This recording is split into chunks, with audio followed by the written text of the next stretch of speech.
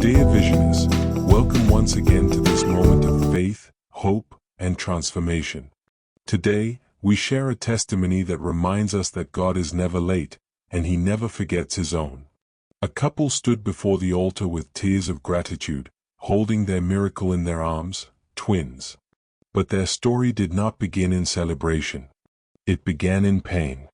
Within a little over a year, they lost 4 of their 5 children under mysterious circumstances. Imagine the weight of that sorrow. Imagine the silence in their home. Imagine the questions that had no answers. In their desperation, they moved from one church to another, from one pastor to another, seeking help. Sadly, instead of comfort, they encountered exploitation and were drained financially. Yet they refused to give up. When they heard about Zion Ministries, they made up their minds to seek God sincerely. Despite discouragement from a friend in Lagos, they pressed on. They participated fully in programs, including the 100 Days Prayer at the permanent site in Imo State, Nigeria. They didn't just seek miracles, they sought God's mercy. And at the right altar, through persistence and faith, heaven answered. Today, where there was mourning, there is laughter. Where there was loss, there is life. Visioners, this is your reminder, do not give up. Your persistence in prayer is not in vain. God still restores. God still visits. God still surprises His children. May this month be your season of divine visitation. From all of us at the Visioners Pathway, stay prayerful, stay hopeful, and keep walking in faith. Peace and blessings. Oshim Benjamin Uchenna. I'm from my point state, is it precisely? I have 5 children, but it's only one is still alive. After a year plus, the first one died, the second one died, the third one and the fourth one. After the second one died, I began to move from one church to other, despite that I'm a charismatic member. Then I found out that many pastors, many preachers are wolf in sheep clothing. They will collect your money and promise heaven and earth. But at the end, you will find out that they didn't even know God. Then it keep on going like that. Then one of my cousins introduced me to Zion. And I decided to follow up in open heaven.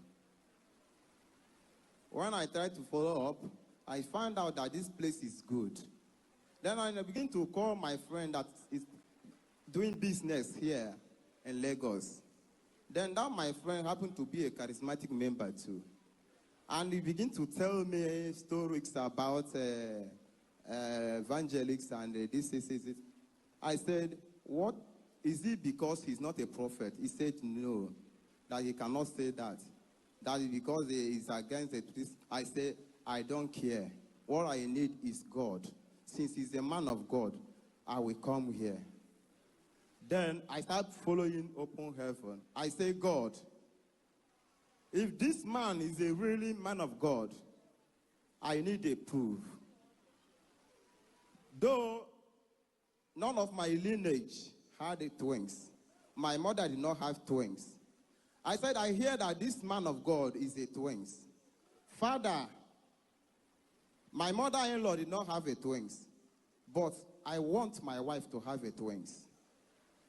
Because I know what she has already been passing through during labors, and she has already lost 4. I need twins, God.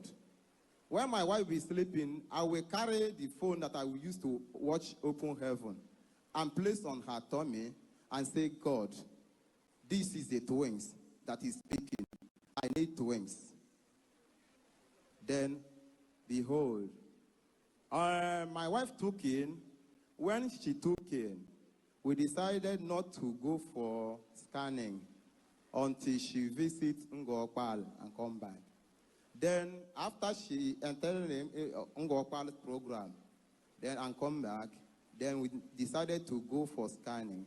And we found out that my wife is carrying a twins. Then on November 5th, she gave birth to a boy and a girl. And I'm here to return glory to the Lord of Zion. Zionites, I want you to stand up on your feet and salute this God of Zion. Yes. Salute this God of Zion. Yes. Salute this God of